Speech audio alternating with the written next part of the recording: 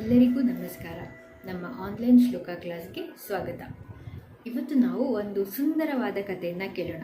ಇದರ ಟೈಟಲ್ ಗಣೇಶ ಮತ್ತು ಕಾರ್ತಿಕೇಯ ಜಗತ್ತನ್ನು ಸುತ್ತಿದ ಕತೆ. ಶಿವ ಮತ್ತು ಪಾರ್ವತಿ ಕೈಲಾಸದಲ್ಲಿರ್ತಾರೆ. ಗಣೇಶ ಮತ್ತು ಕಾರ್ತಿಕೇಯ ಶಿವ ಮತ್ತು ಪಾರ್ವತಿಯ ಮಕ್ಕಳು. ಹಾಗೆ ಒಂದಿನ ನಾರದ ಮಹರ್ಷಿಗಳು ಕೈಲಾಸಕ್ಕೆ ಭೇಟಿ ನೀಡ್ತಾರೆ.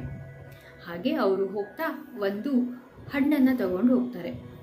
ಅ fruit of knowledge and wisdom, ಅಂದರೆ ಒಂದು ಜ್ಞಾನ ಮತ್ತು ಬುದ್ಧಿವಂತಿಕೆಯಿಂದ ಕೂಡಿದಂಥ ಒಂದು ಹಣ್ಣು. ಅದನ್ನು ತಗೊಂಡು ಹೋಗ್ತಾರೆ. ತಗೊಂಡು ಹೋಗ್ಬಿಟ್ಟು ಶಿವ ಅವರಿಗೆ ಕೊಡ್ತಾರೆ. ಇದನ್ನು ನೀವು ಇಬ್ಬರು ಮಕ್ಕಳಲ್ಲಿ ಯಾರಿಗಾದರೂ ಒಬ್ಬರಿಗೆ ಕೊಡಬೇಕು. ಇದನ್ನು ಬ್ರೇಕ್ ಮಾಡುವಾಗಿಲ್ಲ. ಸೊ ಶಿವ ಪಾರ್ವತಿ ಅವರಿಬ್ಬರು ಮಕ್ಕಳು ಗಣೇಶ ಮತ್ತು ಕಾರ್ತಿಕೇಯ. ಕಾರ್ತಿಕೇಯನಿಗೆ ಸುಬ್ರಹ್ಮಣ್ಯ ಅಂತಲೂ ಕರೀತಾರೆ. ಕಾರ್ತಿಕೇಯನಲ್ಲಿ ಯಾರಿಗಾದರೂ ಒಬ್ರಿಗೆ ಕೊಟ್ಟರೆ ಇನ್ನೊಬ್ಬರಿಗೆ ಬೇಜಾರಾಗುತ್ತೆ. ಅದಕ್ಕೋಸ್ಕರ ಅವರೇನು ಮಾಡ್ತಾರೆ, ಯೋಚನೆ ಮಾಡ್ತಾರೆ, ಒಂದು ಚಾಲೆಂಜ್ ನೀಡ್ತಾರೆ. ಇಬ್ಬರಿಗೂ ಒಂದು ಪಂದ್ಯ ಕಟ್ಟೋಣ ಅಂತ ಹೇಳಿಬಿಟ್ಟು ಇಬ್ಬರು ಯೋಚನೆ ಮಾಡಿ ಒಂದು ಪಂದ್ಯ ಕಟ್ತಾರೆ. ಏನು ಪಂದ್ಯ ಏನಂತಂದರೆ, ಗಣೇಶ ಮತ್ತು ಕಾರ್ತಿಕೇಯ ಇಬ್ಬರು ಈ ಪ್ರಪಂಚನ 3 ಸುತ್ತು ಸುತ್ಕೊಂಡ್ಬರ್ಬೇಕು. ಯಾರು ಬೇಗ 3 ಸುತ್ತು ಪ್ರಪಂಚನ ಸುತ್ಕೊಂಡ್ಬರ್ತಾರೋ ಅವರಿಗೆ ಆ ಹಣ್ಣು ಕೊಡ್ತೀವಿ ಅಂತ ಒಂದು ಚಾಲೆಂಜನ್ನು ಕೊಡ್ತಾರೆ.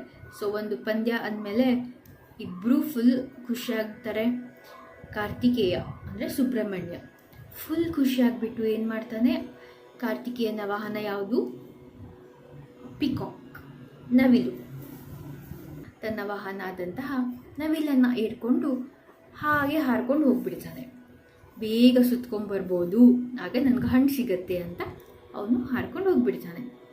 ಗಣೇಶ ಹಾಗೆ ಕೂತ್ಕೊಂಡು ಯೋಚನೆ ಮಾಡ್ತಾ ಇರ್ತಾನೆ. ಅವನ ವಾಹನ ಯಾವುದು, ಇಲಿ.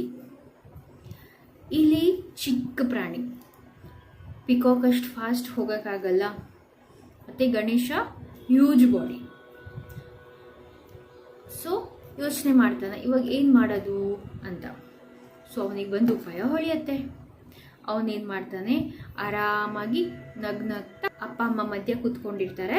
ಗಣೇಶ ಏನು ಮಾಡ್ತಾರೆ, ನಗ್ನಗ್ತಾ ಅಪ್ಪ ಅಮ್ಮನ ತನ್ನ ಇಲಿ ಮೇಲೆ ಕೂತ್ಕೊಂಡು 3 ಸುತ್ತು ಸುತ್ತಾನೆ. ಶಿವ ಪಾರ್ವತಿಗೆ ಆಶ್ಚರ್ಯ, ಇವನು ನಮ್ಮನ್ನು ಸುತ್ತಾ ಇದ್ದಾನಲ್ಲ ಏಕೆ ಅಂತ ಗಣೇಶನನ್ನು ಕೇಳ್ತಾರೆ. ಏನಿದು ಅಂತ. ಅದಕ್ಕೆ ಗಣೇಶ ಹೇಳ್ತಾನೆ, ನನಗೆ ಅಪ್ಪ ಅಮ್ಮ ನೀವೇ ಪ್ರಪಂಚ. ನೀವೇ ಇಲ್ಲಿರಬೇಕಾದ್ರೆ ನಾನು ಬೇರೆ ಪ್ರಪಂಚನ ಯಾಕೆ ಸುತ್ತೊಡೆಯೋಕ್ಕೆ ಹೋಗಲಿ, ಅದಕ್ಕೆ ನಿಮ್ಮನ್ನು ನಾನು 3 ಸುತ್ತು ಹೊಡೆದೆ ಅಂತ ಹೇಳ್ತಾನೆ.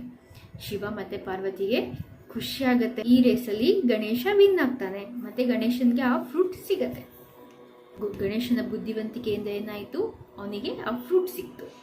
ಅವನ ಜ್ಞಾನ ಮತ್ತು ಬುದ್ಧಿವಂತಿಕೆ ಇನ್ನೂ ಜಾಸ್ತಿ ಆಯಿತು. ಇದರ ಮಾರಲ್ ಏನು, ಈ ಕಥೆಯ ನೀತಿ ಕಥೆ ಏನು, ಗಣೇಶನಿಗೆ ಅವನ ಅಪ್ಪ ಅಮ್ಮನ ಮೇಲೆ ಇದ್ದಂತಹ ಪ್ರೀತಿ ಭಕ್ತಿ ಏನಿದೆ ಅಲ್ಲ, ಅದು ಅವನ ಬುದ್ಧಿವಂತಿಕೆ. ಯಾವುದೇ ಕೆಲಸವನ್ನು ನಾವು ಬೇಗ ಮಾಡಿ ಮುಗಿಸಿದ್ರೆ ವಿನ್ ಆಗ್ತೀವಿ ಅಂತ ಯೋಚನೆ ಮಾಡಬಾರ್ದು. ತಾಳ್ಮೆಯಿಂದ ಬುದ್ಧಿವಂತಿಕೆಯಿಂದ ಮಾಡಬೇಕು. ಯಾವಾಗಲೂ ನಾವು ಫಾಸ್ಟಾಗಿ ಕೆಲಸ ಮಾಡೋದು ಯಾವಾಗಲೂ ಬುದ್ಧಿವಂತಿಕೆ ಅಲ್ಲ. ನಿಧಾನವಾಗಿ ತಾಳ್ಮೆಯಿಂದ ಯೋಚಿಸಿ ಕೆಲಸ ಮಾಡ್ತೀವಲ್ಲ, ಅದೇ ಬುದ್ಧಿವಂತಿಕೆ.